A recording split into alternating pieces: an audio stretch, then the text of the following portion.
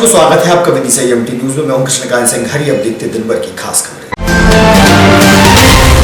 ग्राम दोपारिया में एक लड़के की छेड़छाड़ व प्रताड़ना से तंग आकर लड़की ने लगाया मौत को गले। मृतका के भाई और पिता ने प्रशासन से लगाई मदद की गुहार। ग्राम चौड़रिया में 50 वर्षों से निवासरत तीरथ जमीन पर बना रहा था मकान। तहसीलदार ने तोड़ा उसका मकान। न्याय के लिए पहुंचा प्रशासन के पास। भाजपा नेता ने कहा मिले न्याय।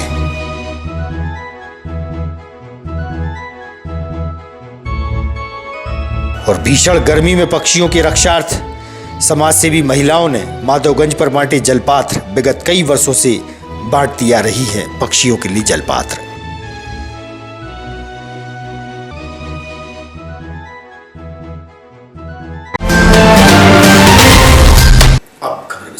नटेरन तहसील के ग्राम दोपारिया निवासी गोस्वामी परिवार ने यह आरोप लगाया है कि उसके ही गांव के एक लड़के द्वारा उनकी पुत्री के साथ छेड़खानी लगातार की जा रही थी, जिसकी शिकायत संबंधित थाने में भी की गई थी, लेकिन उक्त युवक पर कोई कार्रवाई पुलिस द्वारा नहीं की गई। लड़के द्वारा लगातार प्रताड़ित हो रही लड़की ने फांसी लगाकर अपनी जान दे दी। मृतका का पीएम मेडिकल कॉलेज में हुआ। पीड़िता के पिता और भाई ने पुलिस की कार्यप्रणाली पर सवालिया निशान लगाए हैं।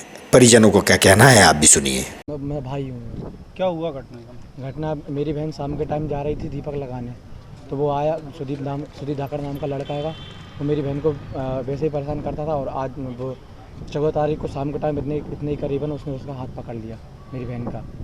तो मेरे घर वाले उसको समझाने गए, तो वो समझा के मेरे पापा मम्मी घर पे आ गए थे। इसके बाद वो सुबह आया। वो उसका भाई बड़ा, उसका मतलब दोनों भाई है, राकेश धाकड़, जीवन धाकड़ और दिनेश धाकड़, जो डॉक्टर है गवर्नमेंट, वो भी आया। उन्होंने मारपीट करी। हम सो रहे थे, मेरे भाई को 4 टाके आए। क्या नाम बताया उसका? हाँ, सुरेंद्र धाकड़। कहाँ पे वो डॉक्टर? वो डॉक्टर इतना मेरे को नॉलेज नहीं है। सरकारी डॉक्टर? गवर्नमेंट डॉक्टर है। क्या किया इन्होंने? घर में घुस के मारा। मेरे भाई को 4 टाँके आए थे, मेरे को भी मारा। ये अभी भी हाथ दर्द करता है अभी भी यहाँ पर। तो आपने रिपोर्ट किस बात की को लेकर की? हम छेड़छाड़ को लेकर हमने नटेरन थाने में रिपोर्ट करी थी। कब की थी इसने छेड़खानी? इसने 14 तारीख को की थी। हाँ। पुलिस वालों का कहना था? पुलिस वालों का उन्होंने भी रिपोर्ट दर्ज करी। इसके बाद में एक राकेश शर्मा नाम का पुलिस वाला है, तो उसने मेरी बहन से भी बदसलूकी की। मेरी बहन ने उससे बोला इसके ऊपर कार्रवाई तो करो, तो बोला तुम कौन सी क्लास में? बोला फर्स्ट ईयर में, इसलिए तेरा हाथ पकड़ा है उसने। वो क्या घटना हुई? मैं साहब, मेरा नाम धीरेन्द्र गिरी है, ग्राम दोपारिया से आया हूँ, और मेरी बच्ची के साथ छेड़छाड़ हुई थी, उसी के कारण उसने सुसाइड किया है। कब की घटना है छेड़छाड़ की? ये छेड़छाड़ की है कि 14 तारीख की शाम की। कौन है आरोपी? आरोपी है सुदीप धाकड़। कहाँ का है? ये भाई का है, गांव का ही। फिर क्या हुआ? एफआईआर कब की? एफआईआर 15 तारीख को की। उसके बाद हमारी कोई सुनवाई नहीं हुई, और हमारे बच्चों पर उल्टा इल्ज़ाम लगा दिया मारपीट का। मारपीट बच्चों के साथ भी हुई थी क्या? बच्चों खुद मारे घर आकर उनने। फिर ये बच्ची ने कब ये कदम उठाया? बच्चों ने कुछ कदम नहीं उठाया, मार पटू के बैठ गए। बच्ची ने आज क्या किया? आज बच्ची तो बड़े साहब पढ़ रही थी। मैंने मुझसे पूछा बच्ची क्या कर रही है? कहा बेटा पापा मैं तो पढ़ रही हूँ। पढ़ती छोड़ कर मैं बाहर आ गया। इसके बाद उसकी मम्मी रोटी बना रही थी, दोनों भाई घर नहीं थे। कौन छेड़खानी कर रहा था इसके साथ? सुदीप धाकड़। किस तरीके की धमकी दे रहा था? क्या कर रहा था? मारने की, जान से मारने की, तेरे भाई को मार दूंगा, तुझे भी मार दूंगा। क्यों कह रहा था? क्यों रिपोर्ट करी इसलिए कि तुम्हें रिपोर्ट क्यों करी? तो रिपोर्ट क्यों करी थी आपने? उसने उसके साथ छेड़छाड़ की थी। कितने दिनों से कर रहा था छेड़खानी? ये तो पता नहीं, उसने उसी रोज बताया था हमको। अच्छा, कौन सी कक्षा में पढ़ती थी? फर्स्ट ईयर में पढ़ती है, जय कॉलेज में। तो आपने रिपोर्ट दर्ज करवाई थी। कोई सुनवाई नहीं? हमारी कोई सुनवाई नहीं। एक पुलिस वाला उल्टो और उसी से पूछे उसने कि बेटा कौन सी पढ़ती है? तो उसने बोला फर्स्ट ईयर। राकेश शर्मा नाम का पुलिस वाला था, वो लगा इसलिए तेरी छेड़छाड़ हुई है। इसका सुसाइड और उसको ज़्यादा लगा। क्या कदम उठाया बेटी ने? बेटी ने फंदा लगा के और सुसाइड कर लिया। कहाँ से लगाया था? एक कपड़ा था, दुपट्टा था, क्या था। परिवार में और कौन है? परिवार 2 बच्चे हैं, एक बच्ची और उसकी माँ, हम 5 हैं। अब मैं मंदिरों की पूजा करता हूँ, दिया रखता हूँ, ऐसे भरण पोषण कर। मेरे पास खेती पाती है नहीं सर, और वे पैसे वाले हैं। होमगार्ड परिसर में बारिश काल से पूर्व आपदा मित्र को बुलाकर प्रशिक्षण दिया गया। इस मौके पर कलेक्टर उमाशंकर भार्गव, एसपी दीपक कुमार शुक्ला सहित होमगार्ड के वरिष्ठ अधिकारी भी उपस्थित रहे।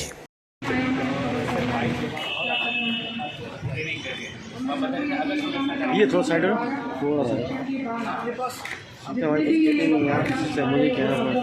हर उस ब्रिज में उस सरियों को पकड़े खड़ी रही। हमारी बोट जब 5 बजे उनको लेने गई तो चूंकि आपने देखा कि नीचे उठा है, वहां से जब पानी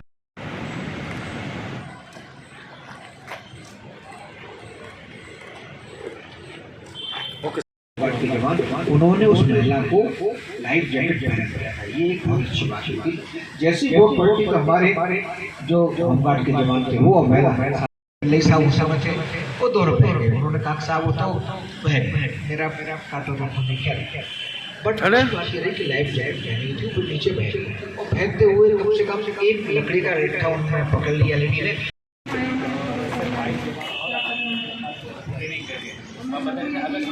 ये थोड़ा साइड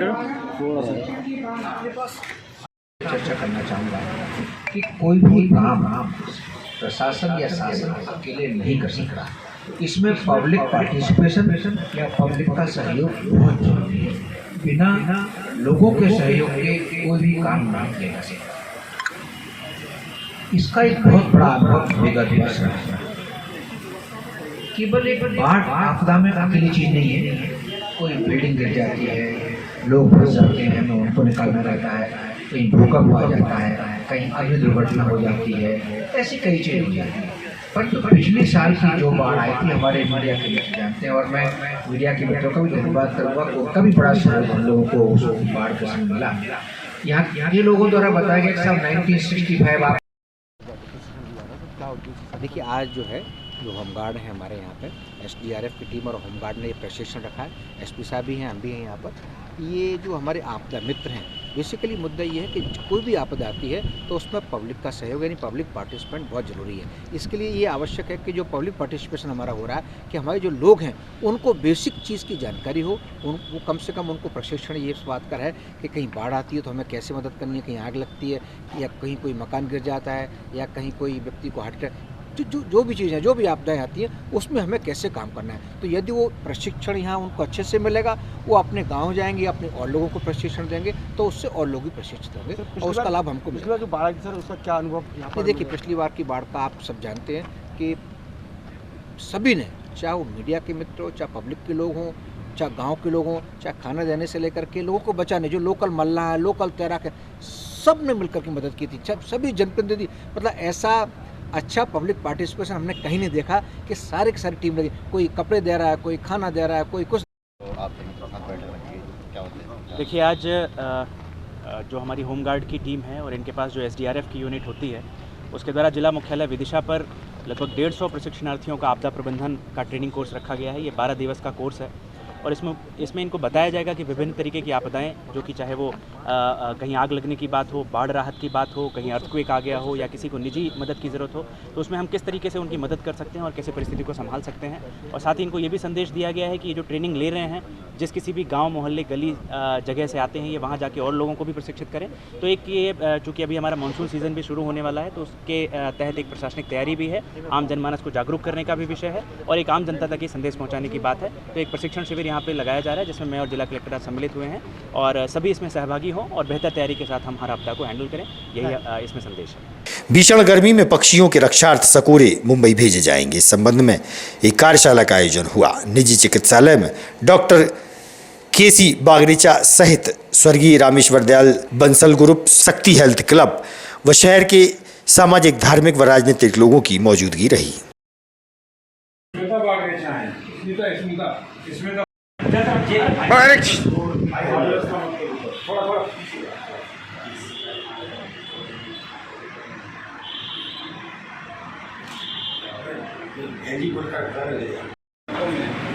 हम लोग अपना हाथ बटाते रहते हैं। हालांकि मैं अक्सर प्रचार प्रसार से दूर रहने की कोशिश करता हूँ, क्योंकि मेरे भाई इस प्रकार का प्रचार प्रसार करने में मुझे इन्वॉल्व कर देते हैं मीडिया के कार्य में और गरीब बच्चों के, अनाथ बच्चों के प्रशिक्षण में आर्थिक सहायता तथा जिन बच्चों को भोजन में भी आर्थिक सहायता मैं बराबर करते रहते हैं, जो वहाँ परिवार करते रहते हैं और मैं बहुत आभारी हूँ। विदिशा के जलपात्र बॉम्बे जा रहा है। 15 हज़ार से आपकी सेवा कार्य की पहचान बॉम्बे तक में हो रही है। मैं सबसे पहले डॉक्टर भैया से निवेदन करूँगा, जलपात्र डॉक्टर बाबे साहब से भेंट करें। कॉडक साहब और फिरोज जी दुनिया विद्या को मदद भी करें। अद्भुत काम, ये परिवार भाभी माँ आ नहीं पाई यहाँ पे, वो तो उनका बहुत सेवा कार्य है। हर साल एक निश्चित राशि निकाल के रखिए, जैसे अपने यहाँ कहा गया प्रत्येक बंधिका ट्रेन में, जिसने त्यागा उसने पाया। और अपने यहाँ ये भी कहा गया है कि अपनी आय का इतना अंश हर आदमी को दान करना चाहिए। यही तो संस्कृति है, खुद भी खाए मन बांट के खाए, वही संस्कृति है। उसी संस्कृति में आने वाला मीडिया का सवाल है। हमारी स्मिता बागरेचा कनाडा ऑस्ट्रेलिया 8 साल रहे, 8 साल, और 8 साल बम्बई में बड़े से बड़े हॉस्पिटल में काम कर रहा है। काला मोतिया एक ऐसी समस्या है कि इस देश में जो आदमी समझ ही नहीं पाता। मोतिया से भी बहुत बाद में इनके छोटे से काल पे हम लोग जो है तुरंत दौड़ के चले जाते हैं। हालांकि आज आने में हमें थोड़ा गर्म हो गया, कुछ पारिवारिक कारण आज नहीं, मैं पिछले कई सालों से भाई साहब से जुड़ा हुआ हूँ। मैंने देखा कि भाई साहब जो है, चाहे वो अंग प्रत्यारोपण वाली बात हो, किसी प्रकार की समाज सेवा वाली बात हो, हर काम में भाई साहब खुद भी रखते हैं। और सबसे बड़ी बात ये है, कम से कम अपने साथ 25-50 लोगों को जोड़े रखते हैं। किसी का मन है नहीं है तो भी जबरदस्ती से बुला के आगे कर करके इस लायक बना देते हैं कि उसका मन हो ही जाता है आदमी। तो आज के समय में जो पर्यावरण है उसमें हमारे पक्षियों का जो बहुत बड़ा रोल है। अपन लोग देखते हैं कि अपन जब जो है अपने यहाँ जब श्राद्ध पट वगैरह चलता है उस समय कौवे देखने को नहीं मिलते, चील देखने को नहीं मिलते आजकल। ऐसे ही कई पहले अपन सुबह सो के जब उठते थे तो कोयल की आवाज़ सुनाई दिया करती थी। आजकल आप मेरे ख्याल से ऐसा बहुत कम कब होता हो पाता है कि कोयल की आवाज़ सुनाई देती है।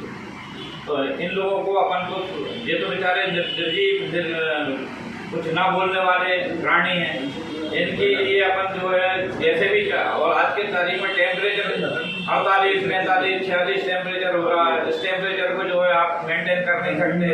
पक्षियों को पानी डॉक्टर बागरेचा जी के निवास पर हॉस्पिटल में पक्षियों के लिए पात्र वितरण का कार्यक्रम रखा गया था, जिसमें डॉक्टर साहब की अच्छी पहल रही। उन्होंने यहाँ कार्यक्रम करा और इस कार्यक्रम के जो आगे आके बढ़ चढ़ के सहयोग कर रहे हैं उन लोगों का भी धन्यवाद करता हूँ। और देवेश आर्य जी, हरिनारायण जी लोधी और अन्य उनके जो सहयोगी हैं, रोहित जी भी हैं, और जिन्होंने भी इस कार्य के लिए सहयोग किया, बहुत बहुत मेरी ओर से साधुवाद।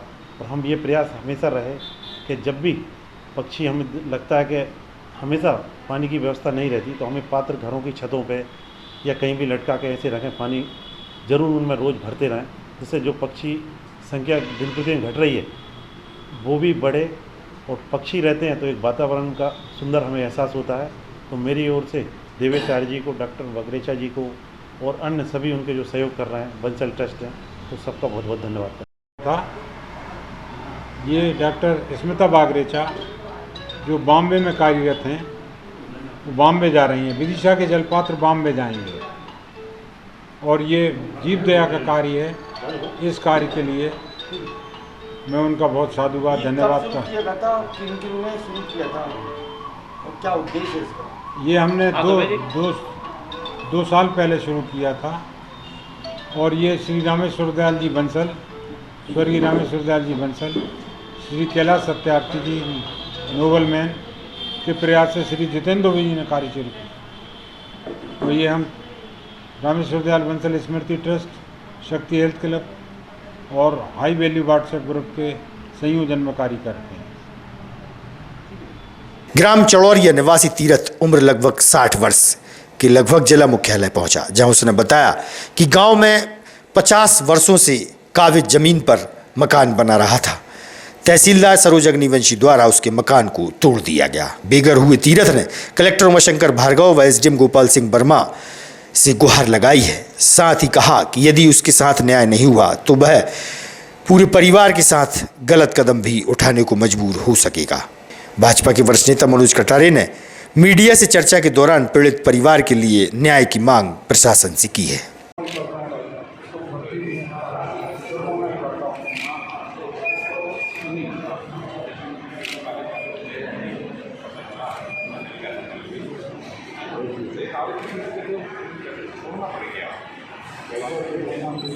गुर्जर कहाँ रहते हैं? चुड़ोरिया। क्या हुआ आपको? भाई साहब मेरे 10 साल से टपरा बना था, मैडम ने मकान बन रहा था, मैडम ने अचानक जाकर कोई नहीं इतला है, ना मुझे नोटिस दिया और ना सूचना दी, और कोई घर पर नहीं था, सिर्फ मेरी पत्नी थी घर पर। तो मकान तोड़ दिया। कैसे बनाया था आपने मकान? कर्ज लेकर साहब 3 रुपये सैकड़ा के ब्याज से पैसा उठाए बाजार से। तो कब तोड़ा? कल तोड़ा है भाई साहब 1 बजे। कोई नोटिस वगैरह? कोई कुछ नहीं है मेरे पास, कोई इतला नहीं है, नहीं कुछ नहीं है। कोई जो अपना जो नीलकंठ है आपके यहाँ, जो इनको डोड़ी मोड़ी बोलते हैं, कुछ पिटवाई थी उन्होंने इस संबंध में? नहीं कुछ नहीं पिटवाई भाई, नहीं पिटवाई। ना मेरे पास इतला है, ना मेरे पास नोटिस है, ना सूचना है। कब से कब्जा है आप लोगों का? मेरा है 50 साल से कब्जा। कितने बच्चे वगैरह हैं आप? जे सब ठाड़े हैं साहब, दो नातनी और छोटी छोटी घर हैं अभी।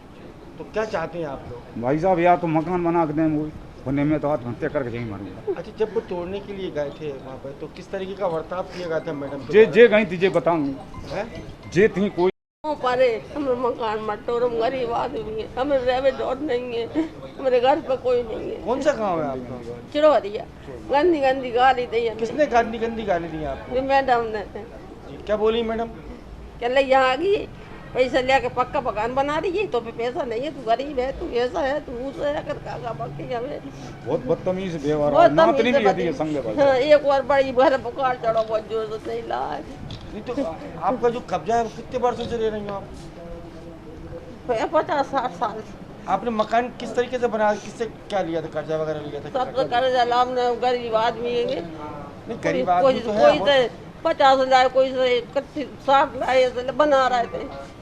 जैसे अब आप क्या चाहती हैं? आप क्या चाह रहे हैं? हम जो चाहते हैं हम बिठोर मिले और हम मकान मिले। और अगर नहीं मिलता तो क्या कदम उठाएंगे? क्या करेंगे? हम नहीं मरेंगे, हम पूरे में मोड़ा सा इलाका मरेंगे, हम जाएंगे।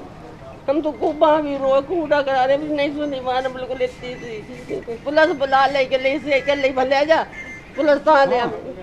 ठीक है, पुलिस कहाँ का है, उनकी क्या समस्या है और क्या कहेंगे इनके बारे में? ये तीरथ सिंह जी हैं, चिड़ौरिया गांव में रहते हैं। गांव में बाहर की तरफ इनका एक कब्जे का एक पट्टा है इनके पास लगभग 50 साल से। उसमें एक टप्पर बना के ये लगभग 10-15 साल से रह रहे हैं। अभी इनको लगा कि जब माननीय मुख्यमंत्री जी ने यह कई बार उन्होंने बयान दिया कि जो लोग कई सालों से काबिज हैं किसी सरकारी भूमि पर, तो वो पट्टा उनको दिया जाएगा। जब इन्होंने ऐसा सुना तो इन्होंने उस पर बेचारों ने प्रधानमंत्री आवास में कई बार आवेदन दिया, इनकी प्रधानमंत्री आवास स्वीकृत नहीं हुआ, कोई कारण रहा होगा। लेकिन इन्होंने अपने संबंधियों से, रिश्तेदारों से कर्जा लेकर के लगभग 2-2.5 लाख रुपए एक 2 कमरे का मकान वहाँ पर बना रहे थे। इनको बिना किसी सूचना के, बिना किसी जानकारी के, बिना किसी नोटिस के कल तहसीलदार सरोज अग्निवंशी मैडम ने JCB से ले जा करके इनका मकान तोड़ा। उनको मैंने फ़ोन लगाने का प्रयास किया, उनका मोबाइल बंद आया। फिर जब मैंने गांव के लोगों से बात की, वहाँ उस समय प्रतोष किरार जनपद सदस्य वो भी थे और गांव वाले भी लोग थे, मैंने उनसे पूछा तो उन्होंने बताया कि मैडम ने बहुत बदतमीजी की। ये इनकी श्रीमती जी थी, इनको उन्होंने गंदी गंदी गालियाँ बकी। और जो मुझे प्रत्यक्षदर्शियों ने बताया कि जो वहाँ पर पुलिस को वो साथ लेकर गई थी, वो पुलिस वालों की आंख में आंसू आ गए इनके साथ अत्याचार को होते हुए देखते हुए। मैं आकर पूछना चाहता हूँ प्रशासन से, क्या इस तरह से गरीब के साथ ये अन्याय क्यों किया गया? जब हमारी सरकार, भारतीय जनता पार्टी की सरकार के माननीय मुख्यमंत्री जी ने यह कहा बार बार कि जो लोग कई सालों से पट्टे पर काबिज हैं, किसी प्लाट पर काबिज हैं, हम उनको वो पट्टा देंगे और वो उनका उस पर स्वयं सिद्ध अधिकार है। इसके बाद इस तरह का ये जो अत्याचार गरीब के साथ और गंदी गंदी गालियाँ बकना, ये कौन से संविधान में लिखा है जिस तरह से मैडम ने किया? और बिना नोटिस के हमारा कानून क्या ये कहता है कि बिना किसी नोटिस के, बिना किसी सूचना के इस तरह से किसी गरीब के साथ अत्याचार करेंगे? ये देख रहे हैं आप, 4 बेटियां इसकी, 4 साल की बेटी है, 6-7 साल की बेटी है। एक बच्ची इतनी घबरा गई कल उनके आतंक से, वो बेहोश हो गई, उसको बुखार आ रहा है, वो घर पर पड़ी है। अब इस परिवार का ये कहना है या तो मुझे आप मकान दे दें बना करके, नहीं तो ये यहीं आत्महत्या करेगा, यहीं आत्महत्या करेगा। मैं प्रशासन से, माननीय कलेक्टर महोदय से और माननीय तहसीलदार मैडम से पूछना चाहता हूँ, उनसे आग्रह भी करना चाहता हूँ कलेक्टर साहब से कि इसके साथ मेहरबानी करके न्याय करने की कृपा करें। क्या समस्या? ये टिटोरिया गांव के हमारे ग्रामीण नागरिक हैं। एक शासकीय ज़मीन पर इनका कब्जा रहा है। क्योंकि मेडिकल कॉलेज यहाँ पर जो जगह कम पड़ रही है, तो मेडिकल कॉलेज को जगह दे दी गई है जहाँ पर इनका कब्जा था। अब इन्होंने अनजाने में या जानकर जैसा भी रहा हो, अभी मकान का निर्माण प्रारंभ कर दिया था। वो कह रहे हैं उन्होंने, पंचायत ने उनको बोल दिया था, लेकिन इस तरह से कोई इनको अधिकार नहीं होने के बाद भी उन्होंने अनजाने में ये मकान बनाने का काम शुरू किया था, जिसे राजस्व विभाग द्वारा प्रक्रिया के दौरान तोड़ दिया गया है, हटा दिया गया है इनको वहाँ से। उस कार्रवाई के खिलाफ आप लोग यहाँ पे जानकारी देने के लिए आए हैं। शासन कुछ मदद पहुँचाएगी क्या? जी, शासन इनको कुछ मदद पहुँचाएगी इस हालात में? हाँ, उनका आवेदन आने पर जो भी विधि संगत उनको मदद के प्रावधान होंगे, वो सहायताएँ उनको दी जाएगी। भारत भारती संस्कार जैन महिला मंडल द्वारा भीषण गर्मी से बचाव हेतु पक्षियों के लिए जलपात्रों का वितरण किया गया। महिला मंडल की प्रमुख नीता सर्राफ ने बताया कि विगत कई वर्षों से गर्मियों में पक्षियों को पानी हेतु जलपात्र दिए जाते हैं। मिट्टी व प्लास्टिक के जलपात्रों का वितरण किया गया। इस मौके पर नीता सर्राफ, सपना जैन, नीतू जैन, मंजू जैन सहित समाज सेवी महिलाएं उपस्थित रहीं।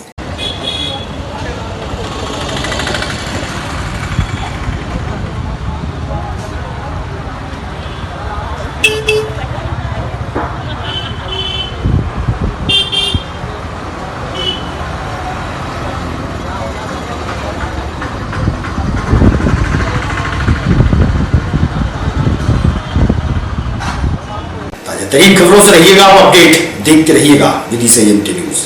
हमें दीजिए इजाजत, नमस्कार।